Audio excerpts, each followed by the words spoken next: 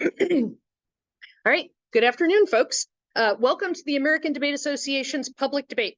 We are excited to see such a great turnout, and I'd also like to extend a special welcome to the folks who are joining us through Zoom. Happy to have you here.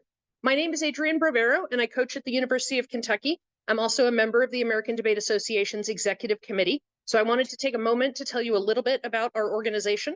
The American Debate Association was founded with a specific focus on pedagogy, especially for students who are new to collegiate debate. Some of the debaters we have here debating from the college program started debate in college.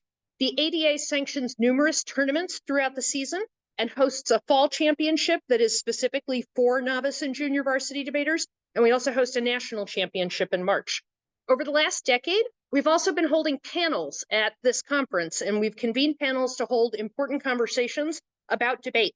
But today's format is a little bit different. We're going to turn it over to the debaters to hold that important conversation. So today we're going to have representatives from the National Prison Debate League, the U.S. Naval Academy, the University of Mary Washington, the University of Miami, and Towson University lead our conversation. We also have judges joining us. The conversation, my bad, forgot to tell you the resolution. The resolution is resolved. The United States should guarantee voting rights to all persons convicted of a crime. We're also joined by coaches, including virtually coaches from Georgia, Emory, Lewis and Clark, and Minnesota, who are going to judge the debate. It promises to be a great discussion, and now I'd like to turn it over to our moderator, ADA President Patrick Waldinger, so we can get the conversation started.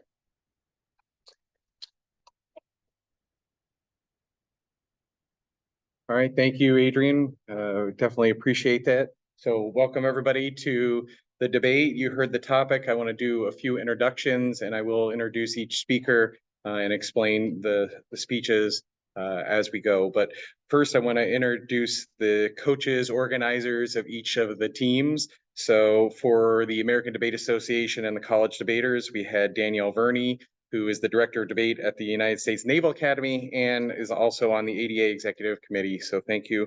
And for the National Prison Debate League, we have John Katsoulis. John Katsoulis is the Director of Debate at Boston College and has been heavily involved with the National Prison Debate League. So we appreciate that. We have 5 esteemed judges, and we appreciate them taking their time to do this. We have David Cram-Helwick, who is the Director of Forensics at the University of Minnesota and is also on the ADA Executive Committee. We have Joseph Gant, Director of Forensics at Lewis and Clark College, and is Vice President of the AFA, the American Forensic Association. We have Ed Lee, Senior Director of Inclusivity for Emory's University College of Arts and Sciences, and is an advisory board member for the NPDL. We have Michaela Malson, Director of Debate at Emory University and ADA Vice President. And we have Ed Panetta, who is Emeritus Director of Debate at the University of Georgia. So thank the coaches and the judges. So without further ado, we will get into the debate. The first speaker is for the affirmative. It is a constructive speech between 7 and 9 minutes of length. I want to introduce Brittany Umar. Brittany is from Connecticut and is the Assistant Director for the National Prison Debate League. She received her BA in Political Science in 2021 and is currently pursuing a dual master's in Public Policy and a JD at UConn Law School. She is a fellow at Yale University, a senior project manager of Connecticut's Juvenile Justice Policy and Oversight Committee, and a research assistant with International Justice Exchange for the Institute of Municipal and Regional Policy. So without further ado, Brittany for a speech 7 to 9 minutes in length.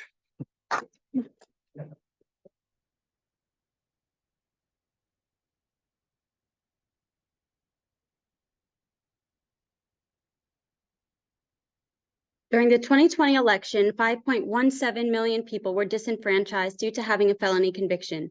In 6 states, some people are even disenfranchised for having committed certain misdemeanors. So in total, nearly 5.3 million were disenfranchised from voting in the 2020 election. 48 states deny voting to persons who have committed a crime. Only Vermont, Maine, Puerto Rico, and DC provide for universal voting rights. Only 23 states provide for automatic restoration of voting rights upon release from incarceration. Many states impose difficult-to-meet requirements, such as having to pay restitution to victims and/or being up to date on child support payments, the passage of a bill with 2/3 support in the legislature, and obtaining a governor's pardon. To redress this situation, the affirmative will advocate a plan whereby every state in the United States should guarantee universal voting rights to all of its citizens, regardless of whether they have committed a crime. Under this plan, any citizen residing in a correctional facility would be allowed to vote regardless of the crime that they committed. Voting would be modeled after how it is done in Maine and Vermont. Persons would register to vote based on their last address before they were sent to prison. Voting would be done by absentee ballot. Adoption of this plan is desirable for 3 reasons. First, voting is an inalienable right granted to all citizens of a democracy, and nobody should lose their right to vote just because they committed a crime. Second, disenfranchisement perpetuates racism and must be rejected. Third, disenfranchisement harms rehabilitation and is counterproductive to reintegration. Our first argument is that voting is an inalienable right granted to all citizens of a democracy, and nobody should lose their right to vote just because they committed a crime. Eli L. Levine, former editor-in-chief of the Washington University Jurisprudence Law Review, wrote in 2009 that the right to vote is fundamental to equality, dignity, and civil rights. Nearly 125 years ago, the Supreme Court pronounced the right to vote fundamental. In the 1964 Supreme Court case Westbury v. Sanders, Justice Hugo Black proclaimed that, quote, "No right is more precious in a free country than that of having a voice in the election of those who make the laws under which we must live. Other rights, even the most basic, are illusory if the right to vote is undermined," unquote. Voting by all members of a society is the bedrock of democracy. Senator Birch Bayh, the former 3-term Democratic senator from Indiana, stated, quote, "In the United States, every vote must count equally. One person, one vote is more than a clever phrase. It's the cornerstone of justice and equality," unquote. Should a certain portion of society be deprived of the right to vote, the democratic governing structure of society fails at its most fundamental level and lacks democratic legitimacy. Excluding persons from voting just because they committed a crime violates the all-subjected principle of democratic inclusion. Matt Witt, a Duke philosophy professor, explains that according to the all-subjected principle, quote, "All persons subject to the law have a prima facie claim to participate in the decision-making processes that create, authorize, direct, and check that law," unquote. Therefore, Witt concludes that policies which disenfranchise voters on the basis of their having a criminal record lack democratic legitimacy because the state is exercising the coercive power of the law over them without them having any say. Our second argument is that voter disenfranchisement laws perpetuate racism and must be rejected. During the colonial period, felony disenfranchisement laws were modeled after English common law. They were applied sparingly to anyone who committed an offense that was deleterious to the state. These laws were not motivated by race, as only white landowning males were allowed to vote.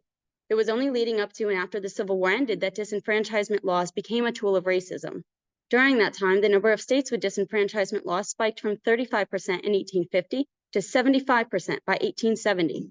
Jonathan Pirtle of Drexel University argued in 2013 that, quote, "Disenfranchisement laws were enacted to systematically eliminate African Americans from the electorate and uphold white power structures," unquote. During this time, the number of Black Americans arrested and incarcerated surged, and disparities in incarceration skyrocketed. Jamie Hawk and Breanne Schuster of the ACLU, writing in the Seattle Journal of Social Justice in 2019, noted that in Alabama, the percentage of non-white prisoners jumped from 2% to 74% of the prison population between 1850 and 1870. In Mississippi, they observed that offenses like petty theft, bigamy, forgery, arson, and perjury resulted in loss of voting rights because party leaders believed these crimes were more likely to be committed by African Americans. In contrast, robbery, murder, and other violent crimes did not result in the loss of voting rights. Today, mass incarceration is the new Jim Crow. Due to racial biases in the criminal justice system, African Americans and Latinos are incarcerated at a disproportionate rate. 2 factors explain this disparity. One is the war on drugs. Jamie Fellner published in 2013, Race and Drugs, quote, "As a result of the persistence of the war on drugs, Blacks are arrested on drug charges at more than 3 times the rate of whites and are sent to prison for drug convictions at 10 times the white rate," unquote. A second factor is racial profiling. There is overwhelming evidence that African Americans are arrested at a higher rate due to racial profiling. A 2018 study conducted by ABC and reported in The Hill on June 11, 2020 found that, quote, "In 800 jurisdictions across the United States, Black people were arrested at a rate 5 times higher than white people over a 3-year period ending in 2018, unquote. Due to racism, people of color are disenfranchised at an alarmingly higher rate. Neil Sobel, professor of law at Texas A&M, writing in the Florida Law Review in 2023, noted that, quote, one in every 16 Black adults is disenfranchised, such that Blacks are disenfranchised at a rate 3.7 times greater than that of other Americans, unquote. Over 20% of African Americans are disenfranchised in Tennessee, Florida, Kentucky, and Virginia. This translates into 1.8 million Black Americans who are currently banned from voting due to disenfranchisement laws. Our third argument is that disenfranchisement harms rehabilitation and is counterproductive to reintegration. Common sense and sociology theory explains why disenfranchisement is counterproductive to rehabilitation. Disenfranchisement makes little sense as a form of punishment for a crime because it is almost always unrelated to the underlying offense. Stripping citizens of the right to vote leads to alienation and isolation. Hamilton, Smith, and Vogel observed in 2012 that, quote, many individuals who are subject to disenfranchisement laws speak of disenfranchisement as a symbol that they do not belong and that they are outsiders in their own community, unquote. Mark Mauer and Meta Chesney Lind add in their 2002 report, Invisible Punishment, quote, in this brave new world, punishment for the original offense is no longer enough. One's debt to society is never paid. Commentators refer to this form of punishment as internal exile. Others liken this extreme labeling to the mark of Cain, relegating the offender to the status of non-citizen, almost a pariah, unquote. These punishments have become instruments of social exclusion. They create a permanent diminution in social status of convicted offenders. By removing the inherent right to vote retained by all human beings born on this land, the quintessential symbol of their unequivocal inclusion and consideration as an equal member in society, we forever calcify broken mistrust, resentment, and apathy in system-impacted people as they exist in a world that doesn't validate their equal worth as a human being. In contrast, allowing everyone the opportunity to vote provides them with incentives to re-engage with society. Fully recognizing individuals impacted by the criminal legal system as equal to those who are not provides the reciprocal path for empathy, compassion, respect, and community. Emmett Sanders, a researcher and activist with the E-Carceration Project, eloquently summarizes this point in 2018, quote, allowing incarcerated people the right to vote will strengthen their social and community ties. It encourages them to become assets to their communities instead of liabilities because it encourages legally responsible involvement in behavior in civil society, end quote. There is no greater threat to the success of a person's reentry than the mental chains that shackle an incarcerated person's perception of their place in society, which are maintained by the non-adjudicated removal of their rights and stigmas applied to all people convicted of a crime, to include, at the most fundamental level, the silent removal of their right to participate in our country's democracy and vote.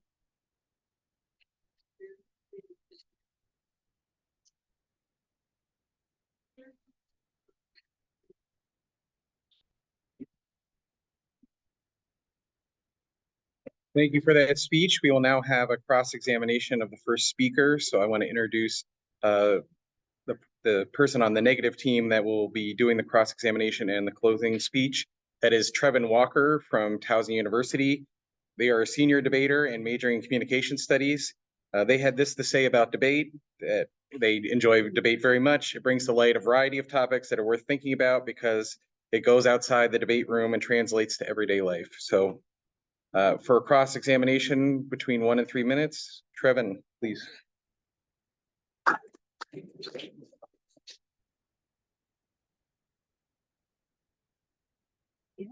That's 3 minutes.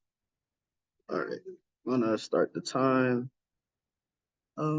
right about now. Okay, so your main app is that everyone should be able to vote. All persons convicted of a crime, all citizens of the United States should Sure. be able to vote as their inherent right born on this land. Is it all citizens or everyone should be able to vote? I read like everyone All convicted of a citizens. crime.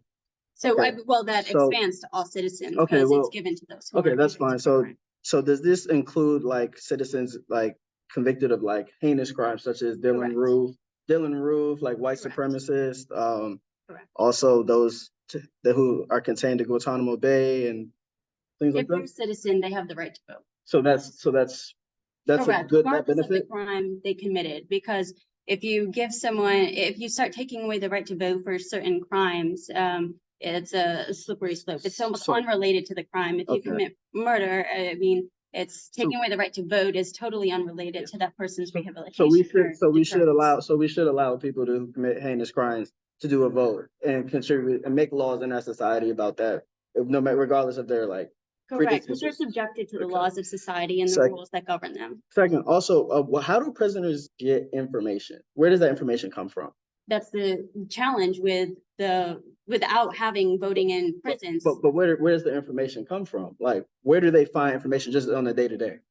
It's about, whatever's like, allowed into the facility. Perfect. So if they're allowed to vote, how are they allowed? Are they forming their own opinions or are they being manipulated?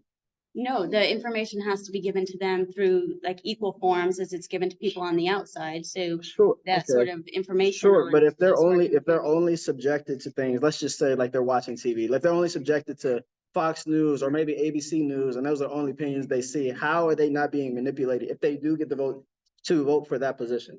How are they making their own Because choices? there's several channels with different political affiliations that are provided on the stations in prison. And it's the responsibility of those who produce the absentee ballots and who help people like to come in and give them the information on the Okay. candidates. Also, your plan also indicates that you would be speaking about absentee ballots. What guarantees that these absentee ballots would be sent out in the first place and that they received them? And what is what would be their recourse if they didn't receive them or get these options It would be opportunities? followed how it's done in Maine and Vermont and how volunteers come in and assist. Even then, in Maine and Vermont, there's been a situation to where they even had sign-up sheets that they were supposed to sign up for vote, and then suddenly when the time came around, it just disappeared. So how do you keep that system going, flowing in the first place? Well, the prison system needs a lot of oversight, and that's one of the many challenges that happen to people who have rights in prison that are taken away by those who have power over.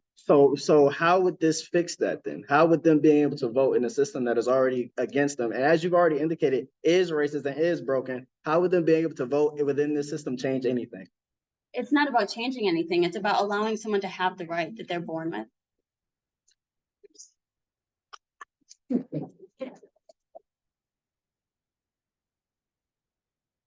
All right. The next speech is the negative team's first constructive argument. This is also between 7 and 9 minutes. I want to introduce Lance Hungar from the University of Mary Washington, who is a debater there studying history, currently working as a paralegal at a civil litigation firm in Northern Virginia and wants to go to law school after graduation. Lance had this to say about debate. Debate has been the single best experience of their college career, not only as a public speaker, but also in challenging themselves with new ideas. Lance loves doing public debates like this because they believe our society needs more examples of civil discourse and rigorous examination of ideas. So I want to invite Lance for a 7 to 9 minute speech.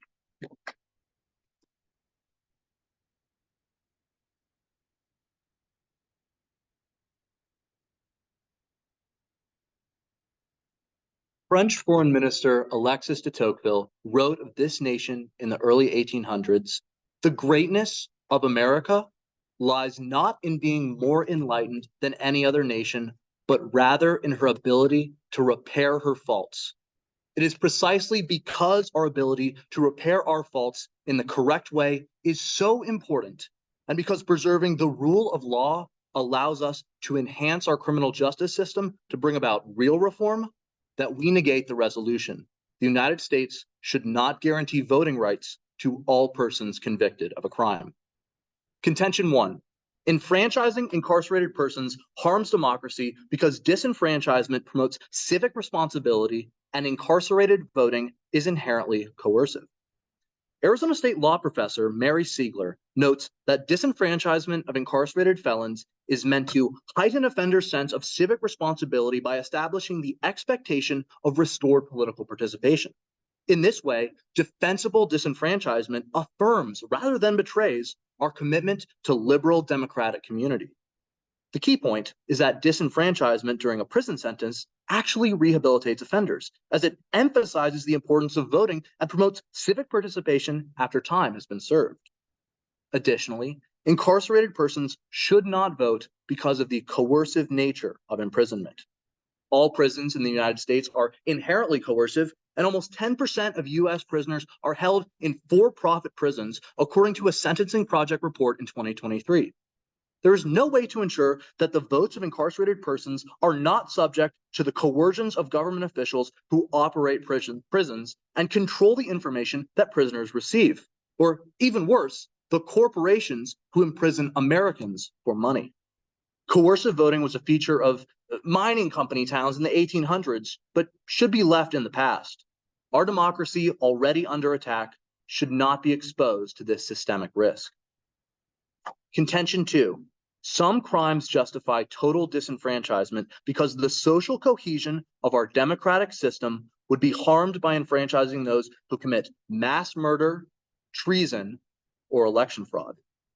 Christopher Bennett, a philosophy professor, wrote in 2016 that suspension of such a fundamental aspect of citizenship should be reserved for the most serious crimes that are in danger of undermining a person's status as a continuing member of the polity. What are the serious crimes of which Professor Bennett speaks? Writer Joel Mathis offers some examples.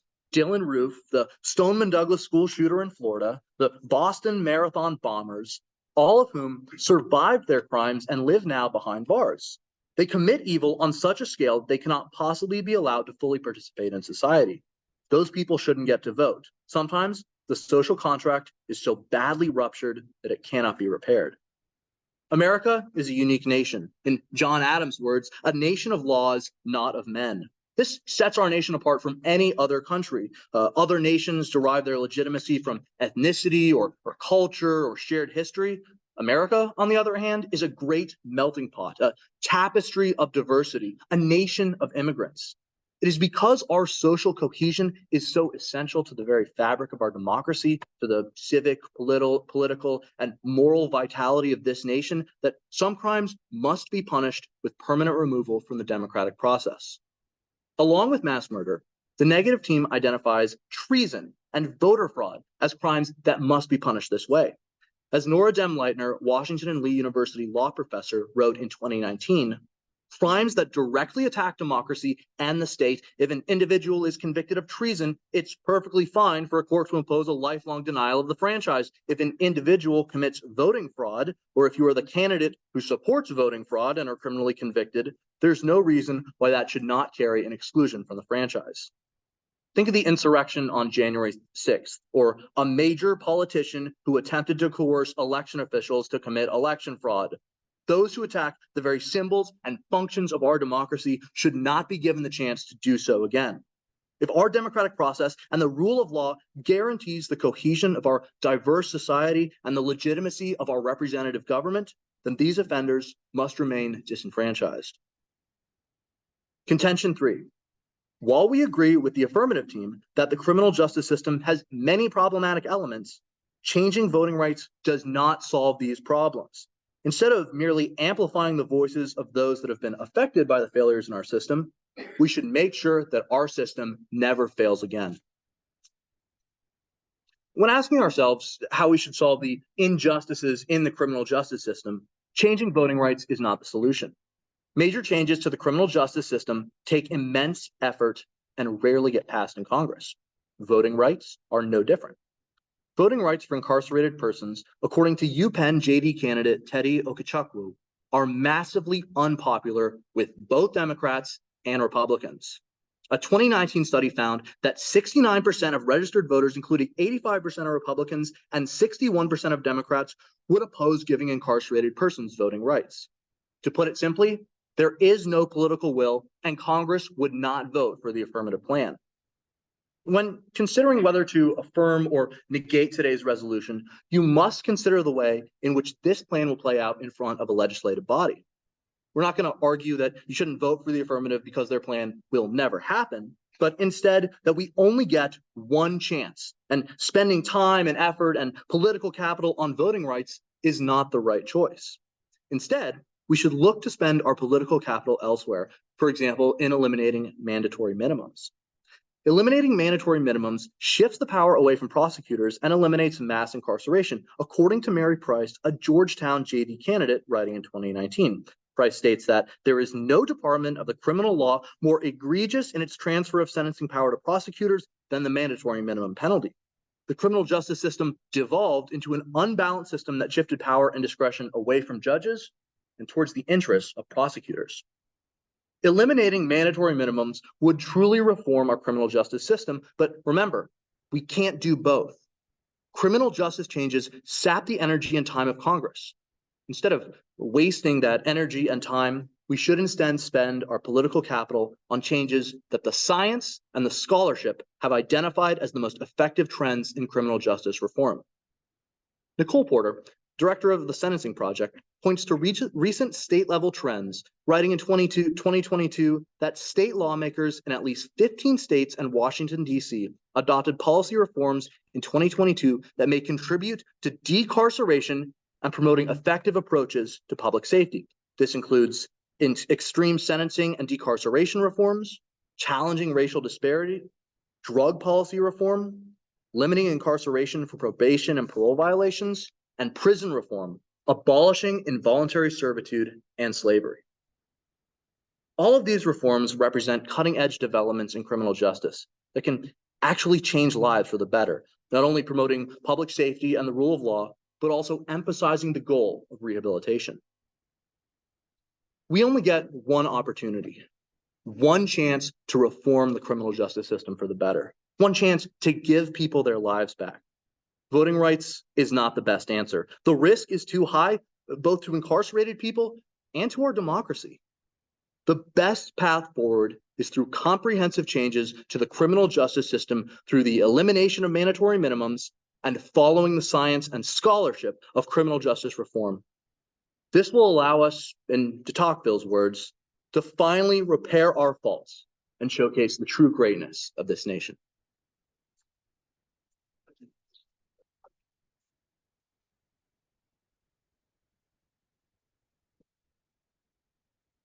All right, so we will have a cross-examination of the first negative speaker. So I want to introduce the person that will be asking the questions and also giving the closing speech.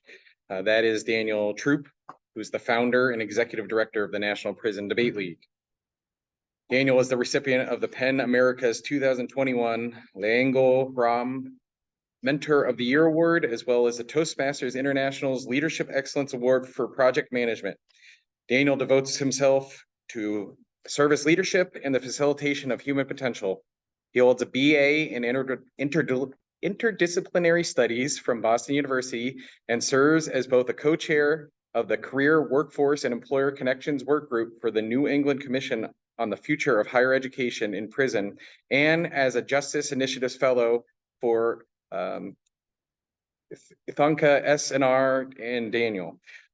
And also, SNR. And Daniel also works for the Jobs of the Future and the Massachusetts Bail Fund. So without further ado, Daniel, come on up.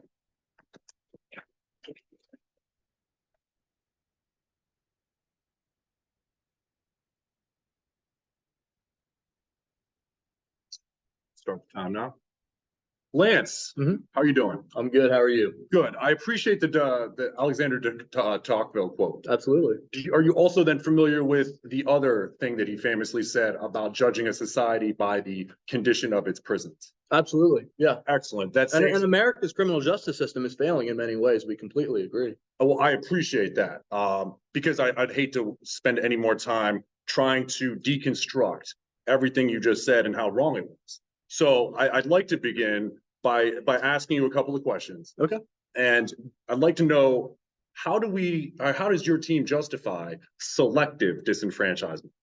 Yeah, so I think the point there is that there's certain crimes, and those crimes would be specifically mass murder. We talked about treason. We talked about elective fraud, crimes that remove people from the polity, that actually tear at the fabric of the American society. And America is a nation of immigrants. It's a diverse nation. So we need to have a strong social contract so that people from all different backgrounds can trust each other and make this nation great. And when you have crimes like mass murder, treason, or election fraud, those tear at the very foundation of that social contract. Thank you, Lance. I apologize for going to stay on track here because we've heard you actually make that case. And I'm curious, again, if you and your team and your counterplan somehow advocate for the rightness of our democratic virtues and the values that it upholds. You would then say that you do believe in the moral good of our democracy.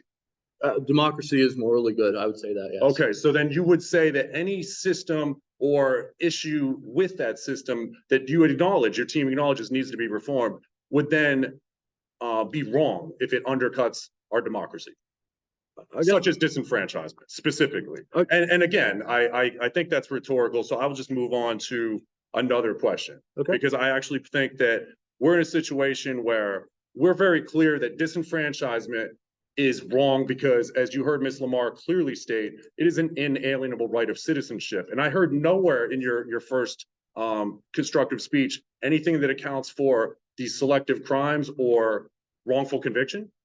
Yeah, so our first contention talked about a temporary disenfranchisement. So for people who are currently incarcerated, there is a defensible disenfranchisement. It serves a purpose. It's something that, just like we alienate the right to liberty and alienate the right to go wherever you want while somebody is in prison, likewise, when somebody is incarcerated, we alienate the right to vote. And there's actually a good reason, because if you could vote while you were in prison, that would lead you into a coercive situation, either being coerced by government officials. Thank you, Lance. I think we get it. I think we get it. I think there's just two quick questions I'd like to ask as a follow-up.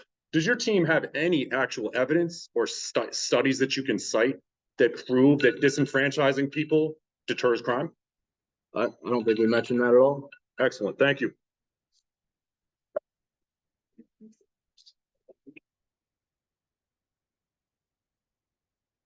Okay, thank you. We've heard the constructors from both sides, but now enter a rebuttal phase. So we're going to hear from the negative first, and it'll be a 4 to 6 minute speech. So I want to introduce Armin Ray.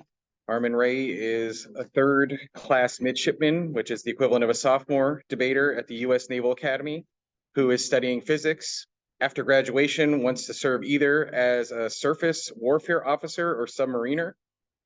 Armin had this to say about debate.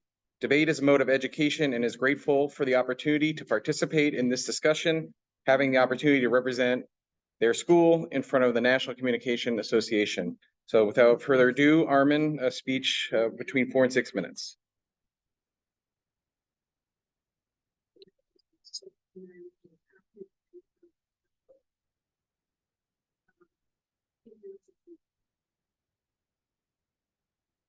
But before my speech starts, I just want to say that the views described by myself and the words spoken do not reflect in any way those of the DoD.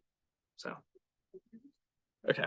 So while the affirmative team is correct that the criminal justice system does have its flaws, any imperfections within the system itself becomes an argument for prisoners not to have the right to vote. Under the current political structure, one where corporate entities are allowed to donate to campaigns, politicians around the country, one where legislative bodies have the ability to fund those prisons, the incentive for corruption is shown. The controlled access to information that prisoners have only heightens this risk and demonstrates how corruption may manifest.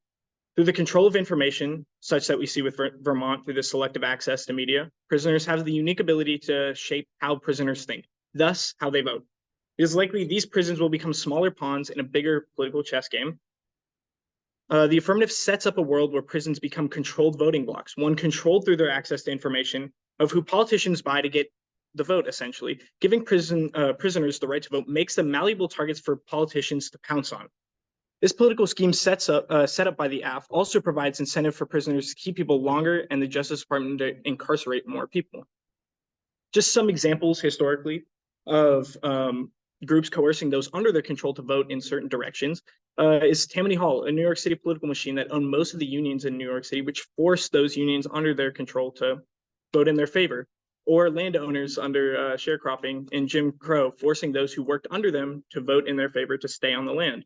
Another example that Lance highlighted was company towns in Appalachia, the mining regions, which coerced those working under them through total control of their lives. Thus, the proposition that prisons who have total control over the lives of prisoners, the media that they can access, specifically the media they access and what sites or what sources they can cite, could not be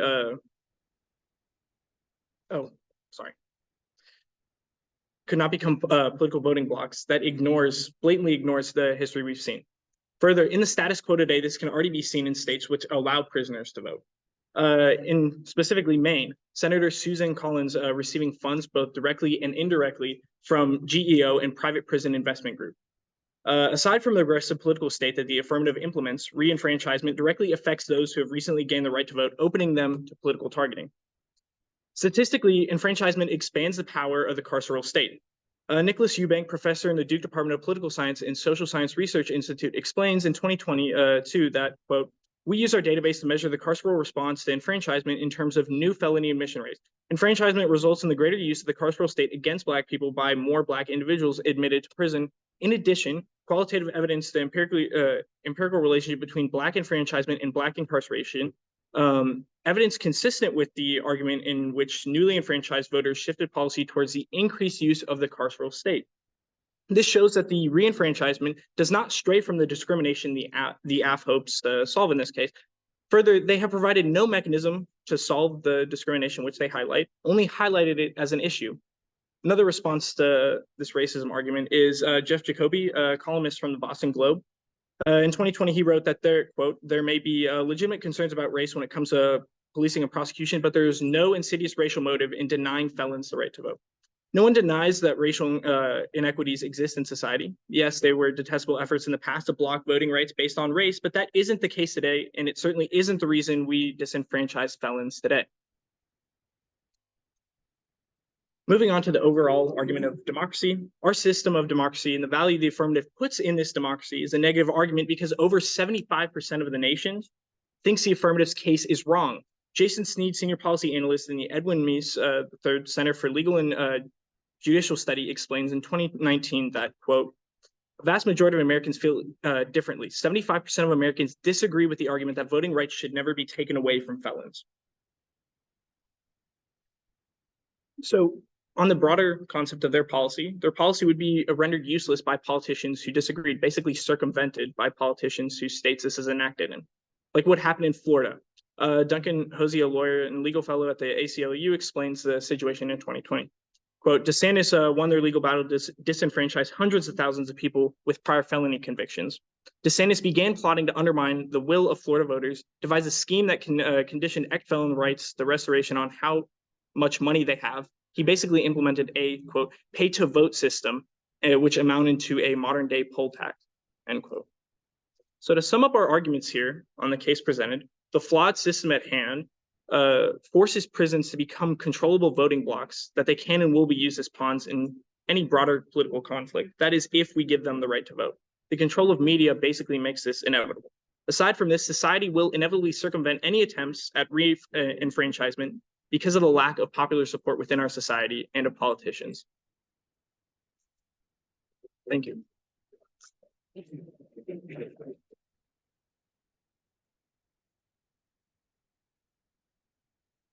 All right, thank you. We'll now hear from the affirmative team, their first rebuttal argument that it's also between 4 and 6 minutes.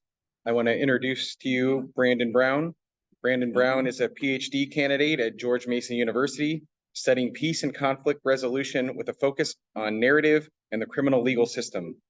During his nearly 13 years of incarceration in the Maine Department of Corrections, Brandon received 2 undergraduate degrees and became the first person in Maine's history to obtain a master's degree while incarcerated, paving the way for many others to earn advanced degrees and let their brilliance shine while incarcerated. His professional work is in the criminal legal reform space, both locally and nationally. He has taught courses at Colby College and UMaine Augusta, and he continues to tell the hidden stories of the marginalized through the Behind the Door podcast, which he wanted me to mention is available to stream on all major platforms.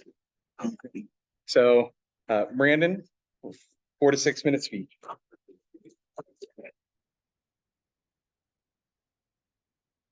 Thank you so much. As you just heard, my name is Brandon Brown, and interestingly enough, I did not have an uninformed view of the world while I was in prison, where I was able to achieve an associate's, a bachelor's, a master's, and half of my PhD while I was incarcerated. I actually had access to the internet, access to my family, access to my community, and my opinions about the world were very informed. And also, as a voting member of society in one of the only states where I was allowed to vote while I was in prison, I felt very civically engaged because my opinions were informed.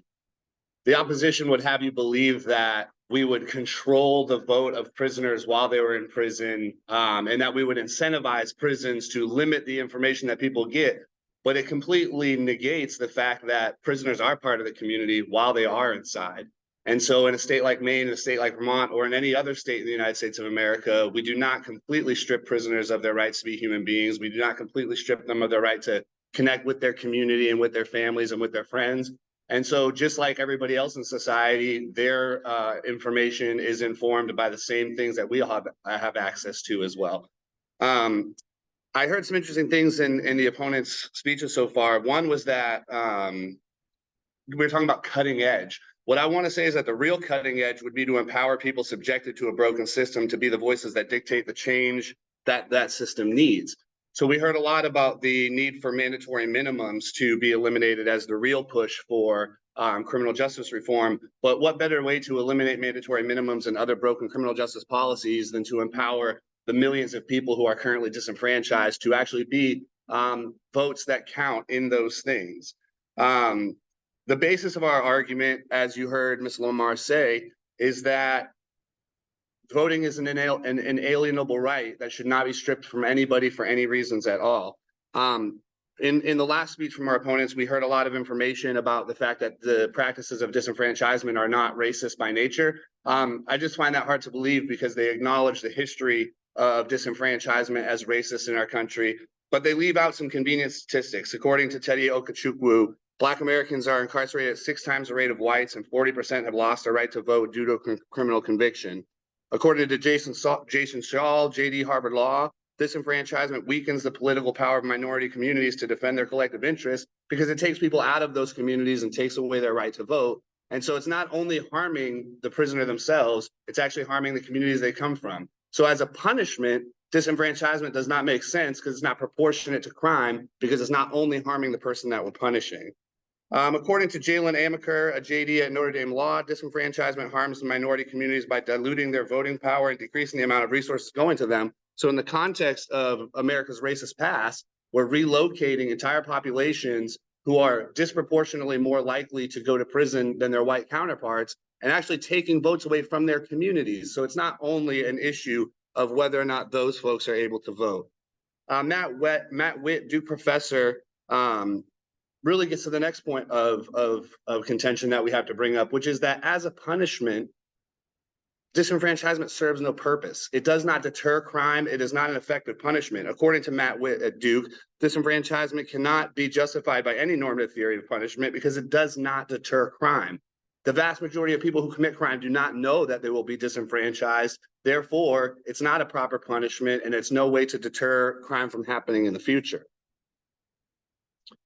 One thing that we need to discuss is that allowing prisoners the right to vote will actually benefit our communities just as much, if not more, than it will benefit them. According to John Klinning at John Jay College, voters who have a more direct stake in prison conditions, prison officers, often have interests that are opposed to those of prisoners. But if their interests ought to be taken into consideration, so also should those of the prisoners, end quote. And the reason I bring that quote up is because it's important to say that prison policy is made through the voting process. If we want to improve our policies, if we want to improve our prisons, then it's required that we listen to the voice of prisoners in order to combat the interests of the people that would want the prison to be exactly what our opponents say that it will become if we do enfranchise prisoners as voters. So we're making a complete opposite argument, but for the same reasons, right? They think that enfranchising voters will create prisons that are more broken, and we are saying through the evidence that actually enfranchising voters will fix the prisons and do the exact thing that our country needs, which is stop oppressing people disproportionately through racist practices, but also give people the hope to return to their communities, because giving them the vote will provide them opportunities to be civically engaged and incentivize them to be positive members of their community.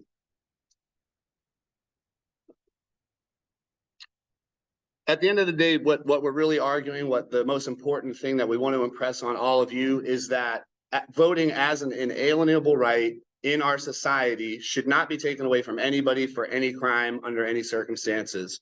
As a citizen of this country, you are part of the democracy that is built on the one person, one vote. So what we understand is that regardless of the crimes that they've committed in their counterplan, we fully know that even somebody who commits mass murder still has valuable, informed decisions to make in our civic process around things like schools, taxes, gay marriage, other social issues that one crime completely disconnects them from having knowledge of all these other things. So their plan is not a good plan. Limiting who can vote is only an extension of our racist history and only offers pathways and avenues for us to continue down this broken path that America has always been on. Thank you.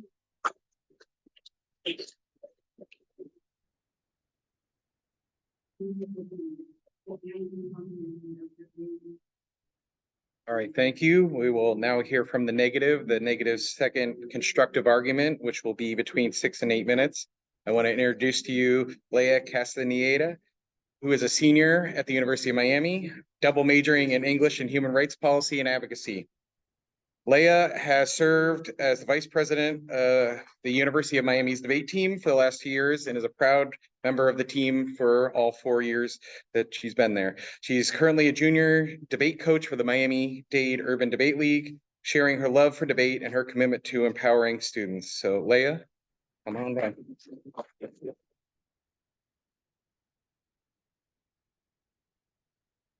Thank you so much for the introduction. Thank you guys for having me today. It's a pleasure to be here with y'all. All right. So today we are proud to negate the resolution. The United States should not guarantee voting rights to all persons convicted of a crime. Instead, we advocate that incarcerated persons should remain disenfranchised, the worst offenders should not be allowed to vote, and that our one opportunity at criminal justice reform should instead be used to eliminate mandatory minimums and follow the best practices of criminal justice reform. In extending the first contention, we reiterate the importance of addressing the multifaceted needs of prisoners for successful reintegration. The affirmative argues that revoking the right to vote hampers rehabilitation, but we present evidence that corrects this warped misconception. William Below, a philosophy professor from the Royal Institute of Technology, emphasizes that prisoners need mental health treatment, vocational training, education, job opportunities, and family contact to successfully reintegrate into society. While voting is symbolically significant, it does not address the essential needs that actually contribute to rehabilitation. Additionally, Mary Sigler, an associate dean of faculty and law professor, argues that temporarily suspending voting rights can promote reintegration by highlighting the responsibilities of citizenship. This approach aligns with the need to emphasize the importance of civic duties and encourages inmates to reintegrate responsibly into the community. Furthermore, our evidence from Edward Feser concludes that the correlation between voting and recidivism is anything but straightforward. Responsible individuals are more predisposed to voting rather than voting making someone responsible. Therefore, the loss of voting rights do not significantly impact rehabilitation. Introducing our fourth contention of preserving social trust, the negative addresses the widespread public opposition and congressional resistance to allowing incarcerated persons to vote. Multiple polls cited by Jeff Jacoby, Victoria Sherber, and others consistently demonstrate public disapproval of extending voting rights to prisoners. This widespread opposition highlights the importance of reflecting public sentiment in democratic decision-making. Citing the first negative constructive speech, there is bipartisan resistance in Congress against restoring voting rights to incarcerated persons. This shows a broad consensus among lawmakers that extending such rights is not in the best interest of the nation. We also argue that revoking the right to vote is justified based on concerns related to the perceived untrustworthiness of incarcerated voters in certain critical matters. It's crucial to emphasize that our intention is not to cast aspirations on the integrity of individuals, but rather to address potential detrimental challenges within the democratic process. S. Brenner Latimer, a law scholar, points out that there is a perception of untrustworthiness associated with felons in issues related to electing prosecutors and determining societal punishment for crime. This perception stems from the gravity of their offenses and the violation of societal norms. It is essential to recognize that public sentiment contributes to these perceptions, and our argument aims to address these prevailing views. F. H. Buckley, a foundation professor at George Mason University School of Law, supports the idea that incarcerated individuals may be perceived as untrustworthy on critical issues like determining penalties for hate crimes and murder. This perception, whether accurate or not, raises concerns about potential political and social backlash. We acknowledge that this viewpoint may be influenced by public attitudes and concerns, contributing to the need for a nuanced approach. Moreover, our argument continues to extend beyond individual cases to encompass an even broader societal implication. Roger Clegg and others contend that abolishing disenfranchisement for felons could lead to the formation of anti-law enforcement voting blocs, potentially harming minority communities. This perspective is vital in understanding the broader impact of policy changes on various segments of society. These communities cannot just be ignored. Jeff Jacoby adds to this concern, cautioning that prison voting might give rise to voting blocs and political action committees, seeking to influence changes in the prison system.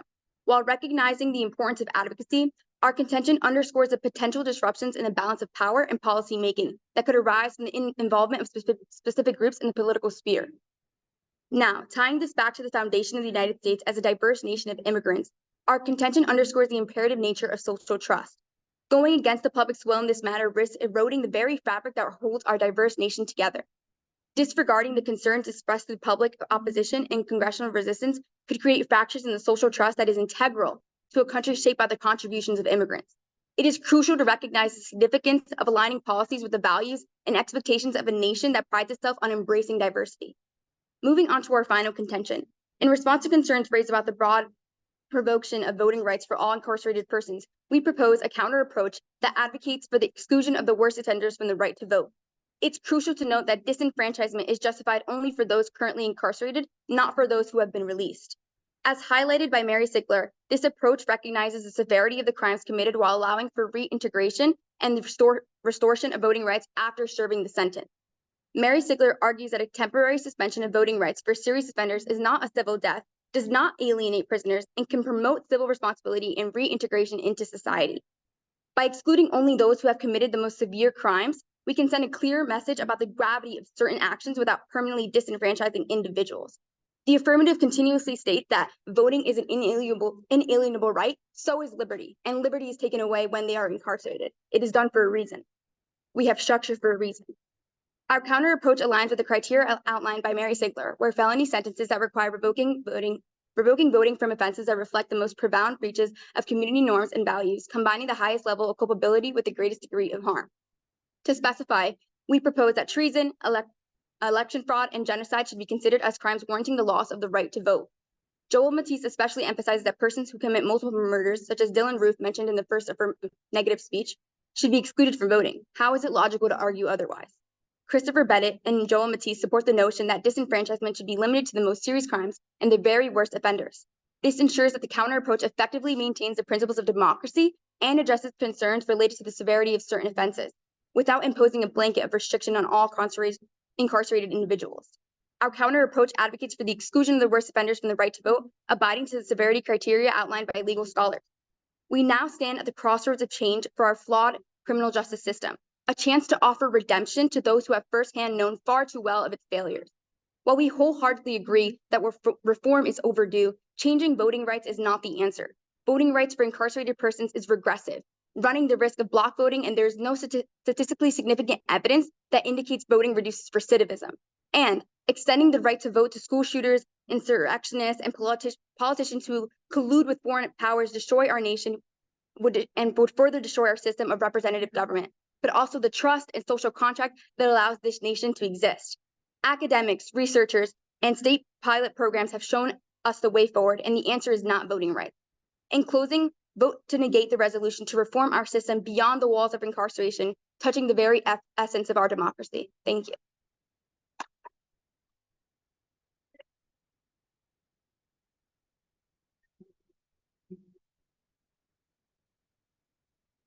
Thank you. We'll now hear from the affirmative team for their second constructive argument. That's also between 6 and 8 minutes. I want to introduce to you Chandler Dougal from Sydney, Maine, a small town outside the state's capital. Chandler earned his bachelor's degree in history from the James Madison University Honors College in 2018. Just 6 months ago, he was released from incarceration at the conclusion of a 3-year term of imprisonment, during which, as a citizen of Maine, he was allowed to vote. During his incarceration, Chandler received a certificate in paralegal studies from the University of Maine at Augusta. He also earned graduate certificate in Homeland Security Studies and a Master of Political Administration from Penn State. Chandler served as co-captain of the National Prison Debate League's Maine DOC co-ed debate team and as captain of the Maine Correctional Center debate team, both of which were undefeated during his tenure. Chandler now works as a paralegal for a high-end litigation firm based in Manhattan and hopes to attend law school in the near future. So Chandler, come on up.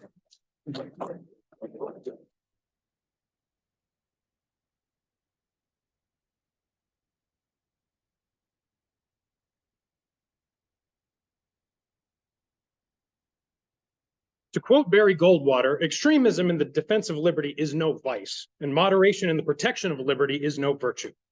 How can we shine as a beacon of liberty to the world if we deny fundamental rights to our citizens? We can either stand for inalienable rights endowed to us by our Creator, or we can undermine our ideals through equivocation and exclusion. America was founded upon the principle that there are some rights so noble, just, and necessary for human flourishing that no government has any right to deny them to its citizens. Throughout our history, we have tried to live up to that principle and have changed our laws as moral reason unveiled the error of our ways. Such is the case now. To deny citizens the right to vote is an affront to natural law. And by the way, it's also bad policy.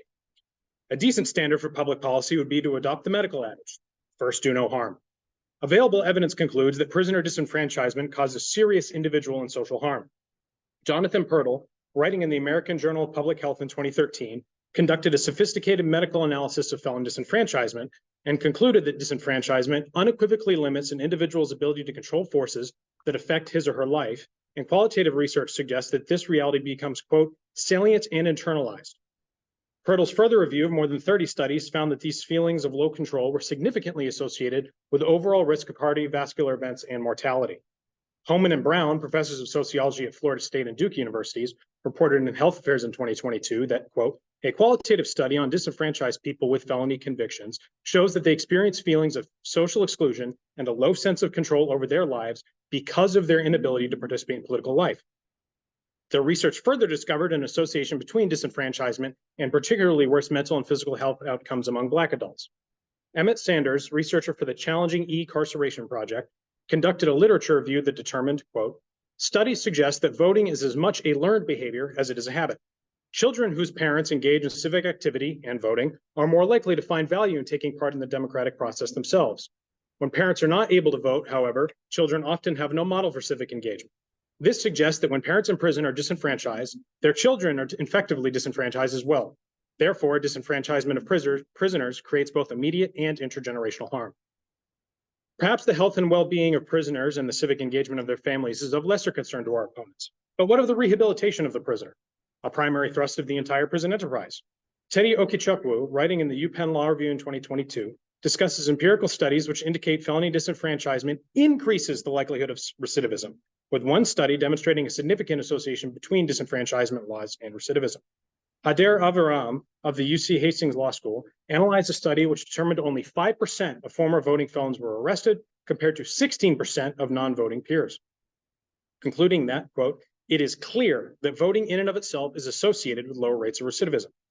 Additionally, Hamilton Smith and Vogel of the University of Kentucky and SUNY Albany employed a multi-level logistic regression model in their statistical analysis and determined that individuals released from incarceration in states which permanently disenfranchise them are 19% more likely to be rearrested than in other states.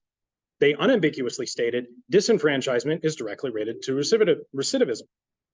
If the purpose of incarceration is to rehabilitate the offender, in turn reducing recidivism and increasing public safety, it seems to me a rather paradoxical position to advocate for a policy which is antithetical to those interests, especially when the policy they oppose has been shown to produce that desired outcome. I leave it to our opponents to square that particular circle.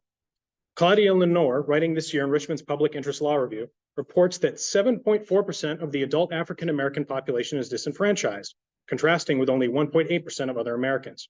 As my colleague Brittany stated earlier, in Tennessee, over 20% of Black Americans are disenfranchised because of criminal convictions. No government can claim to be legitimately representational of its citizens, which disenfranchises so high a proportion of its minority populations. Mark Maurer of the University of Pittsburgh Center on Race and Social Problems argues, quote, to the extent that felony disenfranchisement reduces the scale of the Black electorate in particular, it also reduces the political impact of the larger Black community, including those who have never been convicted of a felony themselves. Furthermore, this dispossession propagates negative outcomes for minority populations. Again, we turn to Homan and Brown's 2022 article, which underscores that, quote, both theoretical and empirical research suggests that racialized disenfranchisement is likely to undermine the health of Black people, as disenfranchisement weakens Black people's political power and their ability to influence public policies that allocate resources, often unequally, that shape health in their communities. The composition of our legislatures is also affected, as prisoner disenfranchisement presents a powerful tool for gerrymandering. Turning again to Teddy Okichukwu's UPenn Law Review article, he explains that prison gerrymandering is the practice of counting prisoners as residents of the districts in which they are imprisoned, typically rural and more affluent, rather than the residents of their home communities, typically poorer and more racially diverse. This essentially commodifies the incarcerated individual and conveniently transports their political weight elsewhere while denying the individual the ability to reverse this damage at the ballot box. This clearly harms the nation of immigrants, which our opponents have repeatedly stated ought to be protected. These patterns are frighteningly reminiscent of the infamous 3/5 compromise. During our constitutional convention, it was determined seats in our House of Representatives were to be apportioned by population.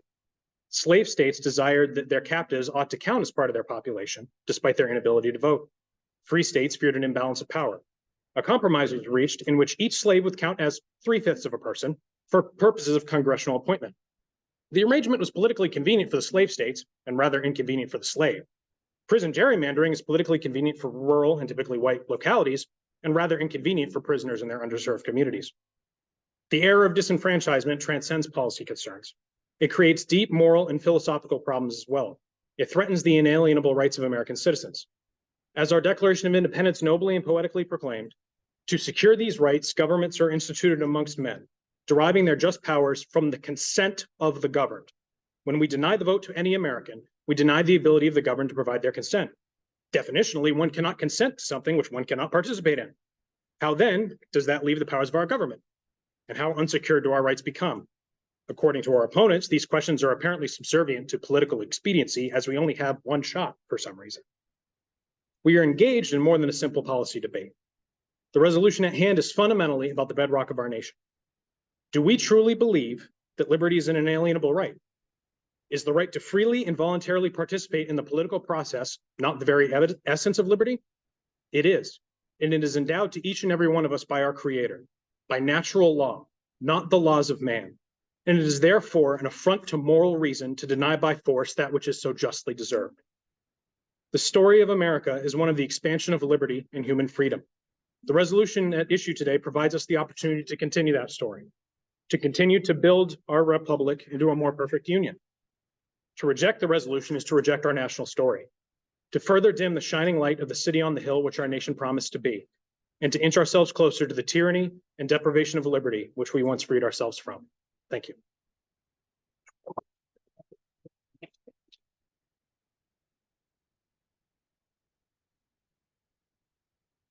Okay, we now have the affirmative's second rebuttal, which is between 3 and 5 minutes.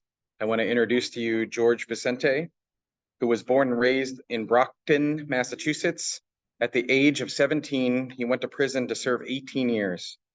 While incarcerated, he became a Christian, received his GED and a bachelor's degree from Boston University.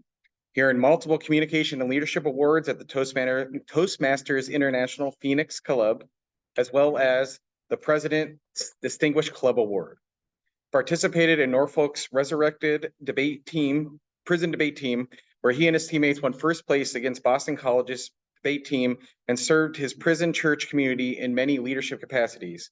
Today, George is a husband and a father of 2, an active member of his local church, and he is in his 3rd year of his master's degree program at Harvard Divinity School. He is planning on continuing his education in order to become a professor of religious studies. George?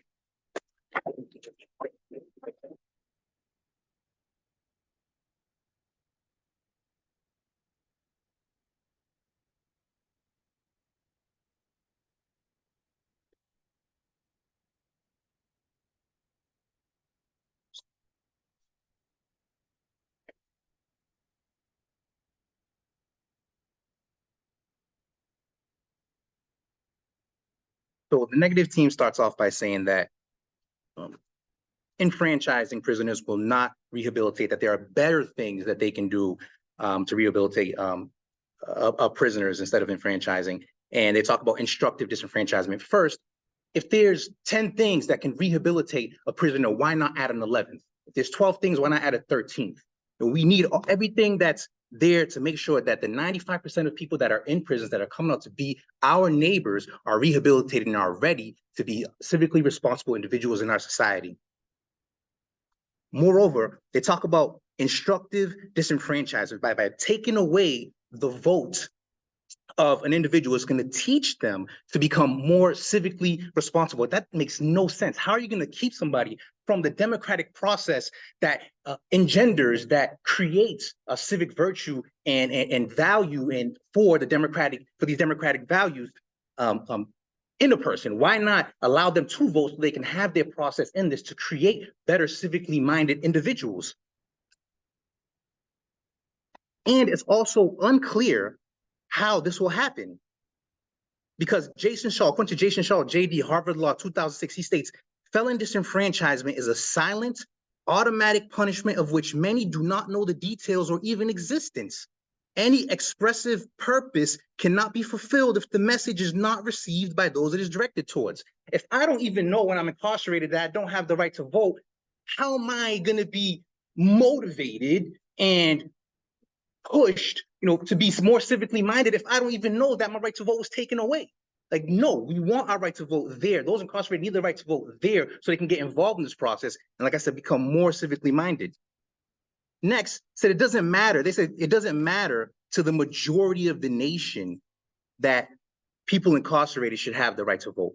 You know what? That doesn't matter. It doesn't matter that it doesn't matter. If something is wrong, we fix the wrongs. We've had 27 amendments to the US Constitution. Just because the US Constitution is there doesn't mean it's right. We fix what is wrong. As they have said, we're a nation that fixes what is wrong. Let's fix what is wrong. It doesn't matter what the majority says. The majority said that 3/5, that Black people were 3/5 of a person.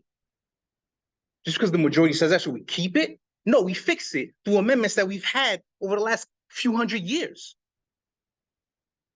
They talk about worst felons. Let's keep it, the disenfranchisement to worst felons. Now, this argument is nothing but an argument for punishment. That's all it is.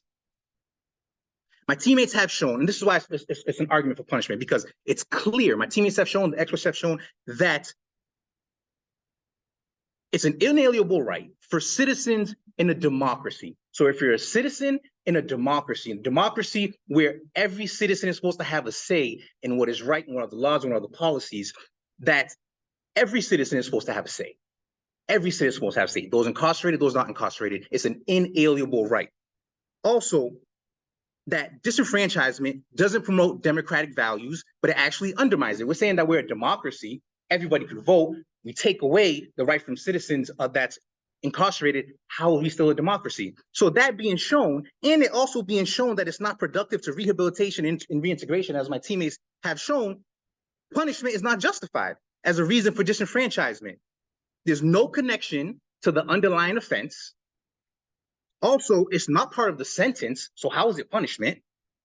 Lastly, it can actually lead to an increase in violence, an increase in crime, than a decrease. So how is it a punishment? How is it deterrence?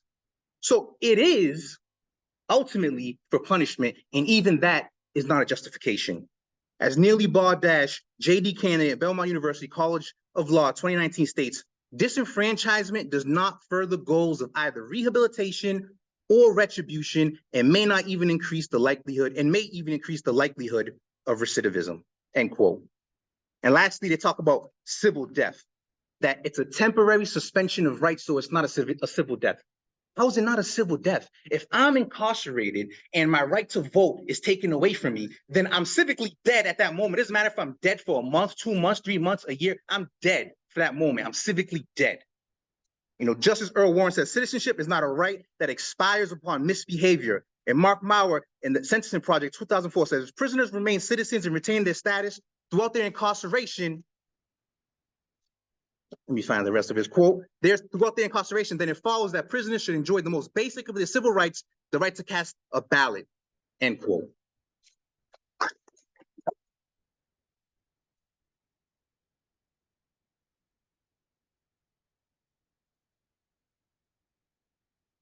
All right, thank you. We now have the negatives, second rebuttal argument, also between 3 and 5 minutes. I want to introduce to you Truman Connor. Truman is a 4th class midshipman, which is equivalent to a first year, and a debater at the United States Naval Academy. Truman's studying political science, and after graduation wants to commission as a Marine infantry officer. Truman appreciates being a member of the debate community since it allows him to articulate his thoughts and refine his research skills. Specifically, he's glad to participate in this debate and recognizes the extreme unique opportunity to discuss controversial issues directly with the people that they affect. So, Truman.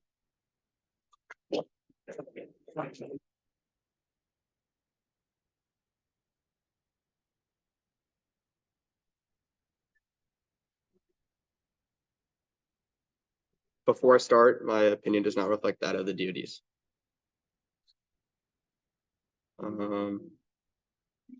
Sorry, my computer is frozen. All right.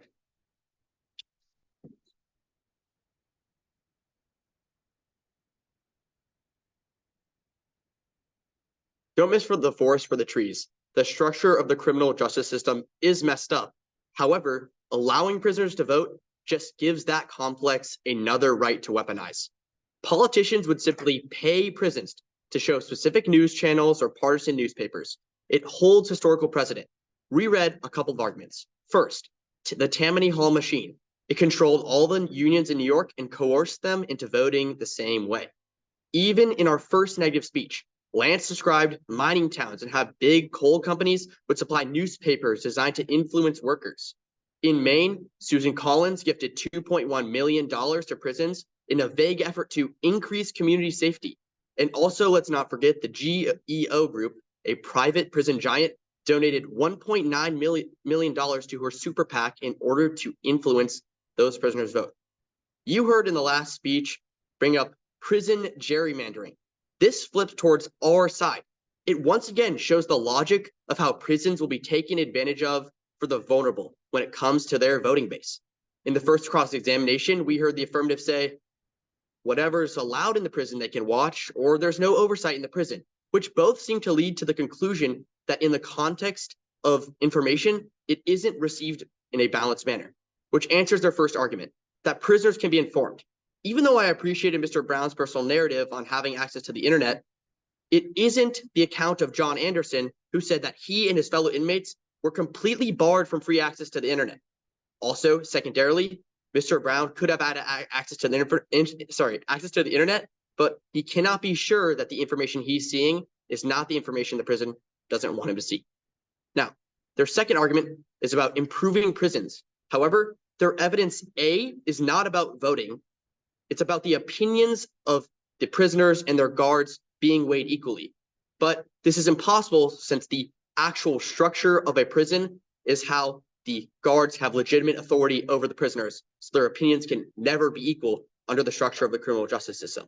B, it assumes that the rest of the public will agree with these prisoners' opinions on passing legislative reform, which is untrue according to our evidence. The conclusion we draw here is that prisons must be treated like they are, a cog in the prison machine, commodified for the value of their ballot, like they said in their last speech. In the status quo, prisoners can be apolitical, free from the grasp of the political establishment, but re-enfranchisement necessarily entails a politically passive inmate becomes targets of politicians' political game to try to force them along party lines. This, one, destroys the democratic aspect of re-enfranchisement, since prisoners are not casting their own vote, but one forced upon them.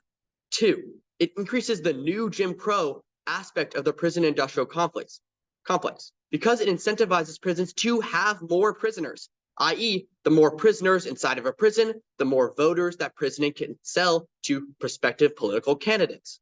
They say that it's cyclical, that if a felon parent doesn't vote, then their kids won't either. However, this just sounds like more bang for a politician's buck if the prisoner can vote because they'll vote along the same party lines as their parent did. Three, worse for rehabilitation.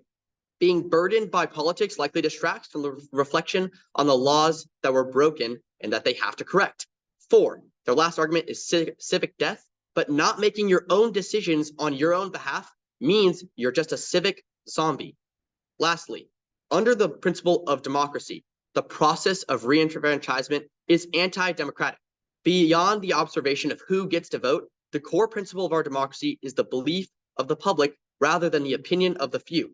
Coupled with our evidence from Jason Sneed that cites a poll in which over 75% of the public believes that some crimes necessitate disenfranchisement, in the context of the 3/5 person, the majority changed their minds after fighting a war on behalf of the North. But until the democracy has their mind made up, it's with the negative. Even if the affirmative is true, to quote the first cross-examiner, totally incorrect. 249 people that took a vote and concluded that the negative is correct, and the affirmative is wrong in this case.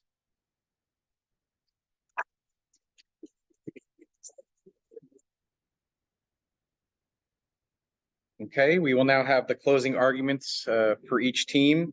These speeches are between 30 and 90 seconds. So I want to re-invite Daniel Troop, founder and executive director of the NPDL, to close it out for the affirmative team. Daniel?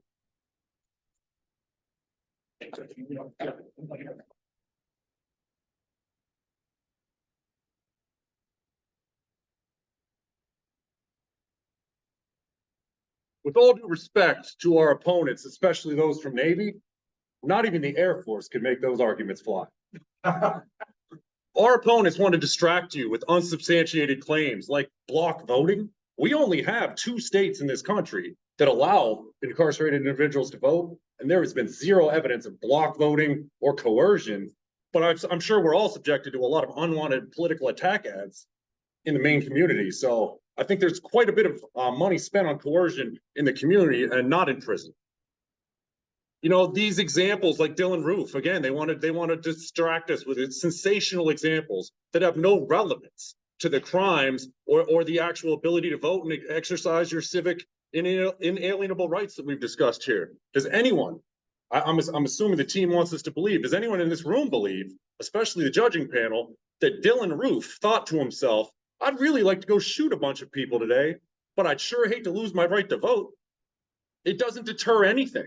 There is no value. The negative team has offered no evidentiary value or substance whatsoever to support their claims. It's ridiculous. This is something that our team has been very clear about. And we want to ask everyone in attendance and watching today, is freedom just the theme of this convention? Or does it still actually mean something in this country? My teammates and I unequivocally assert that true democratic freedom requires unobstructed inclusivity. Thank you.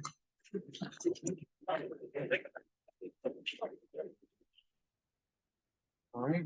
We're going to hear from the negative, their closing argument between 30 and 90 seconds. I want to reintroduce Trevin Walker from Towson University.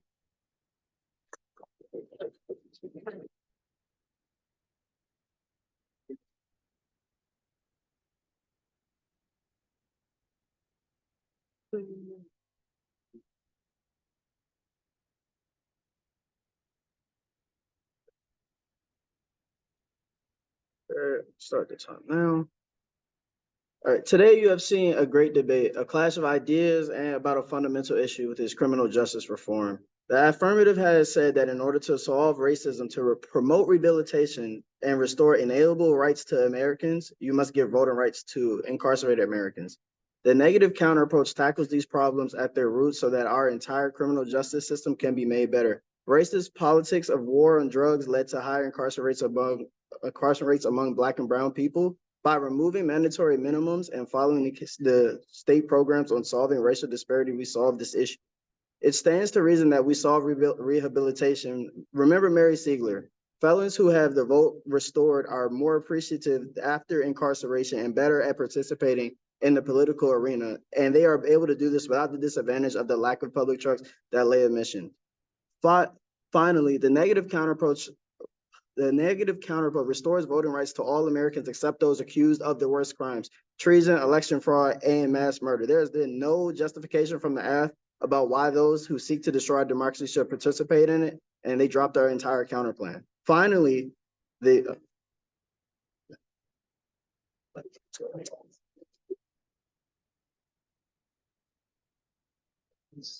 Let's hear it again for both sides. Judges will now do their deliberations, and I ask you to send it to me directly, which then I will announce the winner. The judges are deciding on several different factors. They evaluate all 5 speeches and speakers based on organization, the arguments, rebuttals, evidence, etc. And so while I'm finding out the results, I invite Adrian Rivero to continue discussion. Adrian? Great. I want one more round of applause for the fantastic debating here.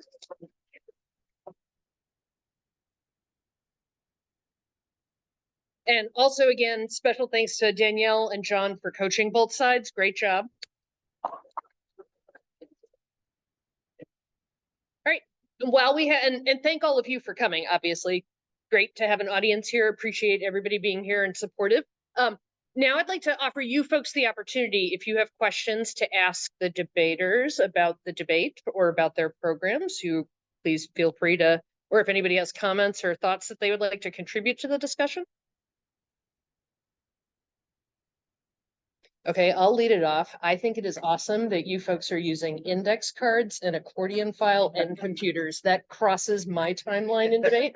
I debated with index cards, I debated with accordion files, and well, I didn't actually debate with computers, but I judged debates with computers. Any thoughts about the arguments? Do folks have questions about the arguments that folks are making? All right, then I'm going to ask some more questions. I would like to hear from each side kind of what your biggest takeaway from participating in debate is. What is something that you think debate has really helped you with or made super important that you consider to be super important that you've taken away from debate? Anyone want To say something. When we first started this debate, I didn't know what side I was truly on. But I was like, you know, I'm gonna represent for my team anyways.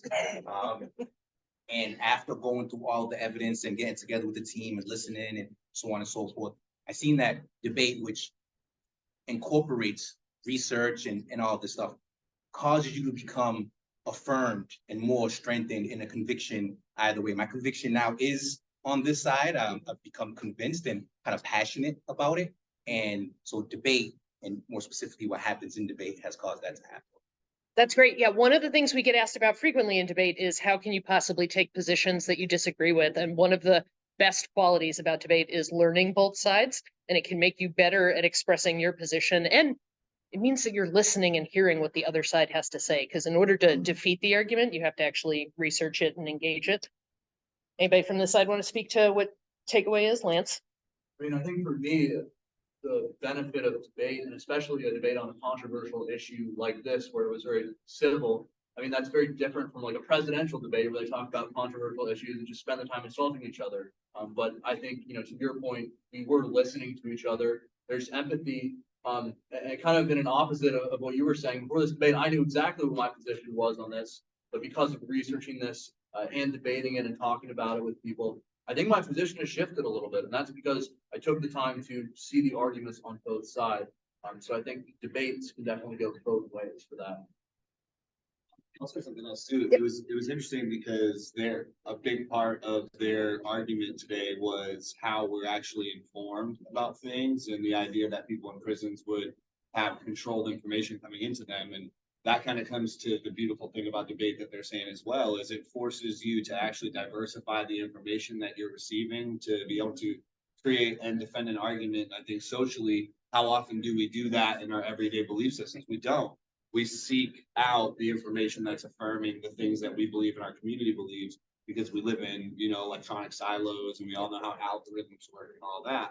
But I'll also say that for me, like, this debate was really special, I think, for Chandler and I, because we come from one of the only two states that allows you to vote as a prisoner. And so for 13 years of my life, I was afforded the right to vote while I was inside. And I always had that sense of purpose because of it. And we used to talk a lot in the prison, like trying to convince more people to exercise that right. Like, we're one of only two. We have to be able to do this. And so this process for me was also very affirming, because now I can really name why. I always had the feeling that it was important, but through this research and preparing our defense and our plan, it's like, okay, now I understand socially, in the bigger picture, why it was also important, as opposed to just my feelings. I just wanted to add, because again, we had a little lively exchange here, but first of all, I want to thank and really extend my genuine appreciation for all of our opponents who came from multiple schools and locations to join us in this debate. So thank you for that. And obviously, coming up with a counter plan, we understand that it might not be reflective of the DoD's views for sure, but also your own personal, because obviously I think we can all agree that any system that harms human beings should be improved upon. And that's what I love about the National Prison Debate League, is that we actually create community. Our paths would have never crossed in the walks of life or the academic debate community. And so being able to merge these worlds to have intelligent conversations with folks with different perspectives, and still do so, as Lance said, civilly, respectfully, intelligently, everyone here gets to walk away having learned from each other. Whether you agree ultimately or not, we understand each other. And it's a beautiful thing. For states that left to speak rights, I'm assuming you're in Maine or, okay. Do we know the percentage of the inside community disadvantage of that right? We don't, because that depends on the Department of Corrections to collect that data. I mean, just historically, DOCs are not the best data collectors. We know that in, I think it was 2018, 6% of the population in the Maine Department of Corrections voted. But also part of the argument that we didn't really hone in on today is that it's because it's so abnormal for people to vote in prison that processes don't exist. It's not illegal in a lot of states for you to vote in the county jail when you still maintain the presumption of innocence. But if you look at county jails across the country, there's next to no avenues for voting to occur. So the numbers tell kind of a skewed story. And I think part of our argument too was that a lot of people go to prison and don't even know that they do or don't have the right to vote. So they don't actually create the demand for those processes. So the 6% in 2018 is really the most recent data that we have from Maine, but there's two flaws. We don't know that it's accurate data. And also the 6% is more indicative of like barriers to voting than people's willingness to vote.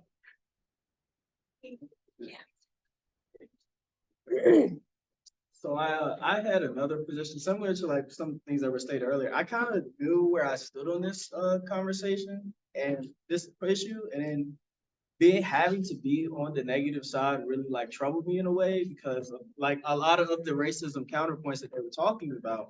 And you know, it also, the word unalienable rights was used a lot in this conversation. And I don't think we all understand that because nothing about the right to vote was unalienable for most people even sitting in this room right now. Initially it was only for specifically landowners and white males, right? So then we also had, you know, we also expanded that, you know, through advocacy and things, we expanded those definitions through like the women's protest, through like the civil rights movement. So we have like, basically just, the thought of it is, for me specifically, thinking that it never occurred to you, right? Voting has never been something that I just took for granted necessarily. I don't think anybody purposely takes it for granted, but I was very aware that people had to fight for this. And I think a part of this debate and things like this are people automatically assume that like, oh yeah, well, everybody has the right to vote. It hasn't always been that way. It hasn't been that way for the majority of the time. So, you know, that also takes a part to it and like people's like perceptions of it, because it's like, oh, well, everybody should be able to vote. It's like everybody's always been able to vote. Well, that's simply just not true. You know what I'm saying? So thinking about that and having to think about the other side of like why I wasn't against it, even on the race